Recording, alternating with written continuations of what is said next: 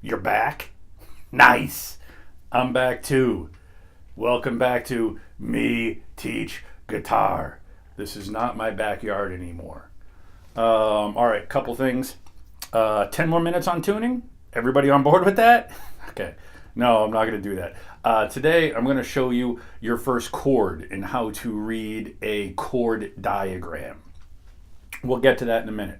One thing I want to say first is if you are following along in real time to these lessons, I apologize. It takes me a long time to do these things. I want to get them right. I spend a little bit of time editing them. I told you I don't see real well. I got to do them in short bursts. I get headaches if I do them for too long or God forbid, concentrate too hard. So I am putting a little bit of effort in this. So if you're watching in real time, I apologize. It's going to take longer than I hoped. If you're watching this in 2025, then it's all gravy and all the lessons are there. And in the comments, let me know how President Kardashian is doing. I bet she or he is a real uniter of the country. All right, let's get started. We're going to make a chord. So what you need to do is, here is a chord diagram. This is a D chord, the big letter D. What you're looking at is you are looking at the guitar just like this. This is what the chord represents. The thick bar at the top is this thick bar right here. It's called the nut. So that is where the diagram begins. The lines are the frets. You have the first fret, second fret, third fret, on down. So this is what that represents. So keep that in mind. Now, how do you read it? What does all that mean?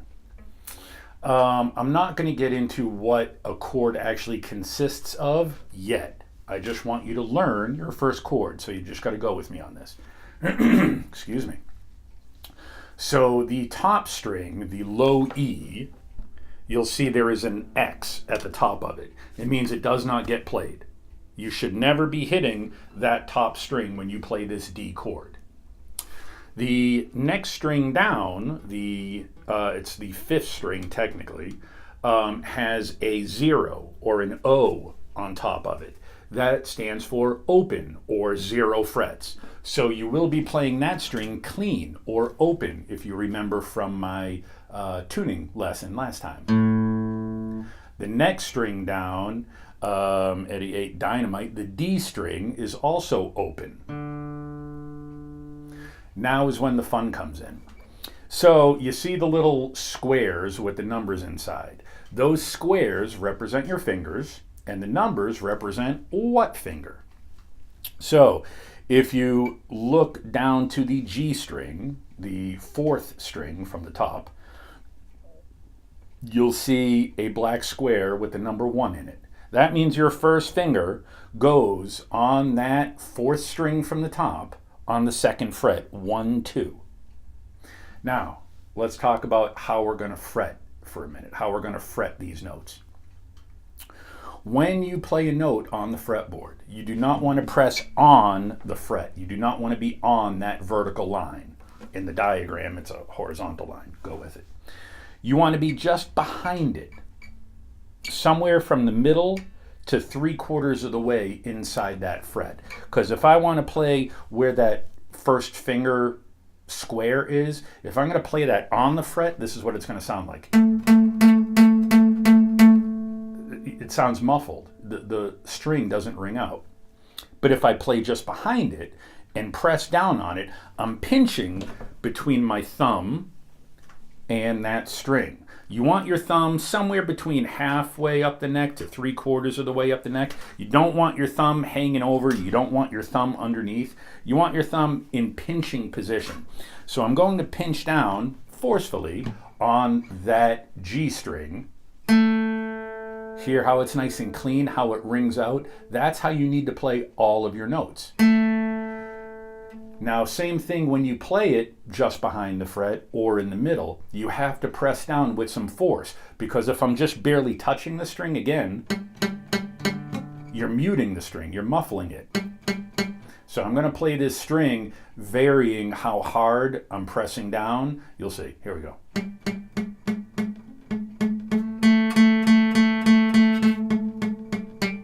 So I went from barely touching it to pressing it all the way down. You hear what the desired result is. So that's where our first finger goes. Pinching down and putting some force on that string. Let it ring out. Beautiful. Okay, next string down, the B string. Your third finger, we're skipping number 2 for now. Your third finger, as indicated by that square, is going to go on the B string on the 3rd fret at the same time. So again, you're not on the 3rd fret, you're just behind it or in the middle, right where I am. And I'm pressing down with some force. Same thing, you gotta press down on these strings. If you don't, you gotta press down. And now comes for the good old middle finger. That's gonna go back all the way down on the high E string, the bottom string, back on the 2nd fret. So it's gonna be tucked under. So 1, 3, 2. And same thing there, you gotta press down on that string. So this is where it becomes tricky. This is a key part of learning how to play chords, is that you have to learn to be able to hit each string individually and let them ring out without leaning on other strings or muffling other strings. So this is me. I'm going to play all 3 fingered notes of this chord. Hear how every string rings out crystal clear. So when I hit all 3 strings together, it's a beautiful chord. But if I'm lazy with my grip, or I'm just sort of fat fingering it, I'm not using the tips of my fingers, but rather just sort of like my whole, what would you call that, finger pad, it's too fat and you're not going to get those strings.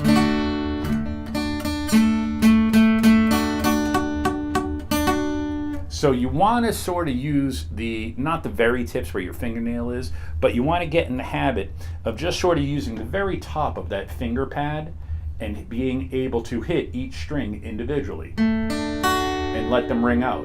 It's just going to take practice. That's all there is to it. There's no secret formula. You just got to practice. Just like with anything, driving, playing basketball, skeet shooting, whatever. You got to practice.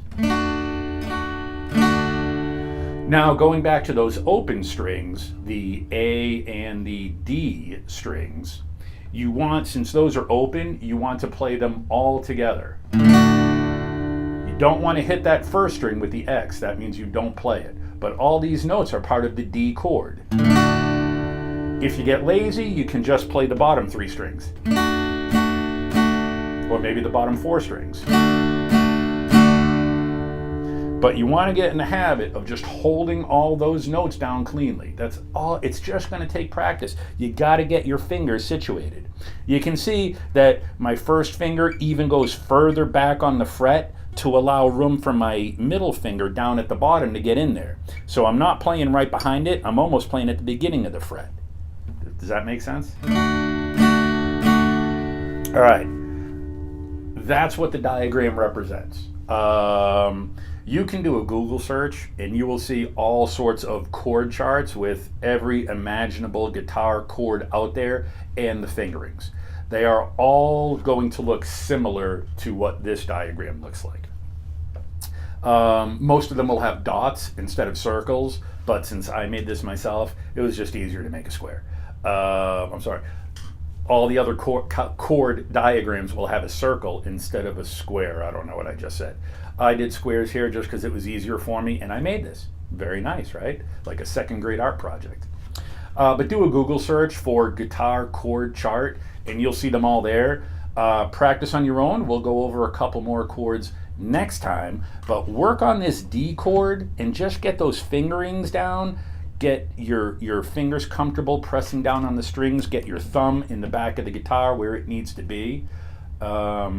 One other thing I guess I should say, when you're fingering the guitar, the fretboard, try to keep your wrist sort of pointed down don't curl your hand up and have your wrist up. It really limits how far you can stretch, and eventually you're going to want to stretch. But if I have my wrist down, it's a whole lot easier to reach further on the fretboard without having to lift my fingers up. So if you build good habits from the beginning, you'll be all set. All right, enough of that. A quick song. I can't post a link to it because I guess there's copyright issues. I don't know how YouTube works. But the White Stripes, Jack White's first band, for lack of a better word, wrote a song, I'm Bound to Pack It Up. I think that's what it is. It's a great song. I'm not going to link to it. Maybe you're a White Stripes fan or a Jack White fan. I am 90% of his stuff. But anyway, that song, I'm Bound to Pack It Up, this chord shape is a very rudimentary version of that song.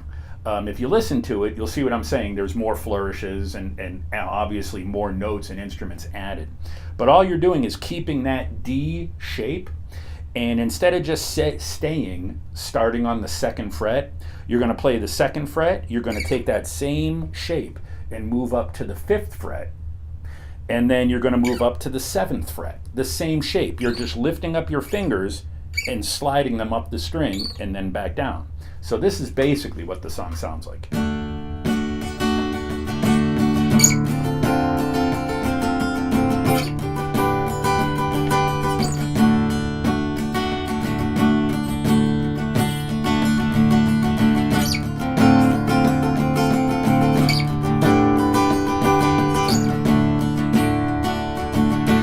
There's more to it, but my fingers are starting to kill me because I've been gripping that D chord for 10 minutes.